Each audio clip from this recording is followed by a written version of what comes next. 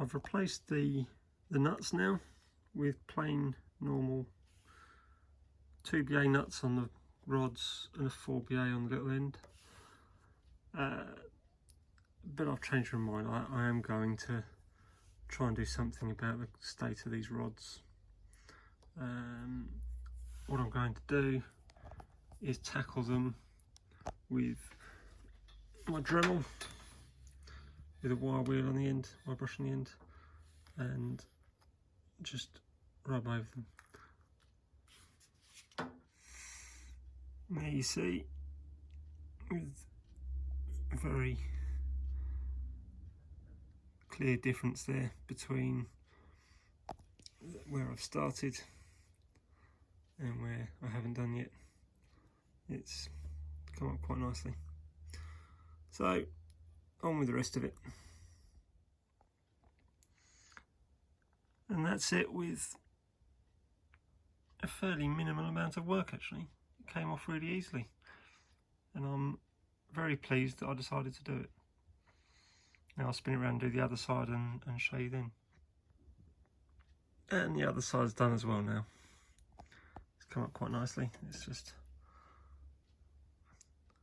okay, it's starting to show up that the wheels could do with a touch up of paint, but we'll get to that as and when. Next thing is this. Remake that and remove the old. So I've removed the top half from the union. I've tweaked the pipe out of the way, which now you can see there's the bit that's broken off of here is still left in the hole. I don't know how well you can see. It looks like it's been fractured for a while. There's only a few bits left. So to get this piece out, I've got a set of stud extractors. These have got left-hand thread on the top, so they go in and you turn it left-handed wise. There's a square on the top, so you can normally use a tap wrench. I'm a bit limited for space, so I'm just going to use an adjustable spanner.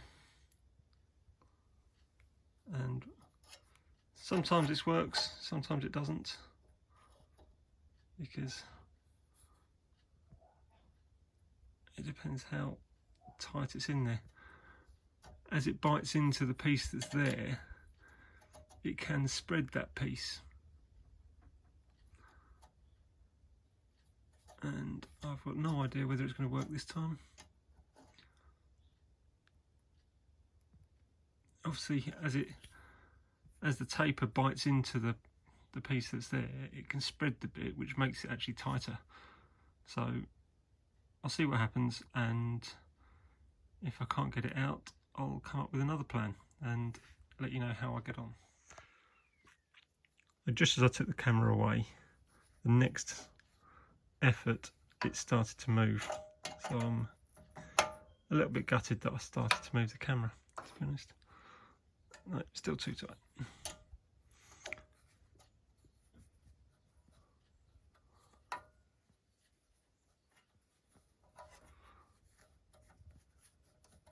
There we go.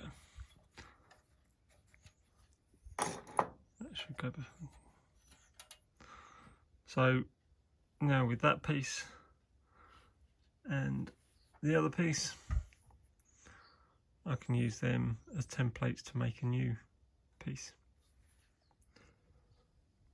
So having turned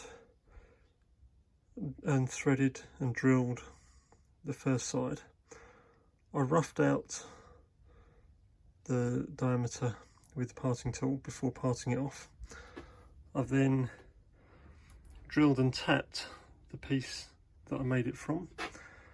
I've also counterbored it ever so slightly for a quarter. It happens to be quarter 40, and excuse me, right hand. The reason I've counterbored it is because when you run the die down, you never get the last couple of threads. So that's the best way to hold this while I machine this side down to a quarter, clean off the end, and run the die down it. So I was going to put the flats on this using just a file, but I looked over, and as I had the rotary table set up in the milling machine, I thought I'd mill them, which also gives me the opportunity to try and leave a flange on the bottom of it. I'll get that machined and show you after that. That's the first side done. So now I will rotate the rotary table 180 degrees, put the other one on, then I can undo it, and I still need to make this a rough seat, and then that's it. Right, so this was intended to be the bit that's screwed into the pump by the way that I've machined the threads, but then when I left that flange on, it made it the wrong way up. So what I've done, I've put it back in the lathe, and I've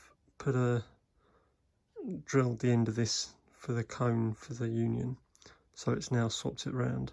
I need to put a rough face on this side. If you're not sure what I mean by rough face, it's because that part of the clack of the pump has a ball in it, and that's actually a clack. So if I can find the piece which came out,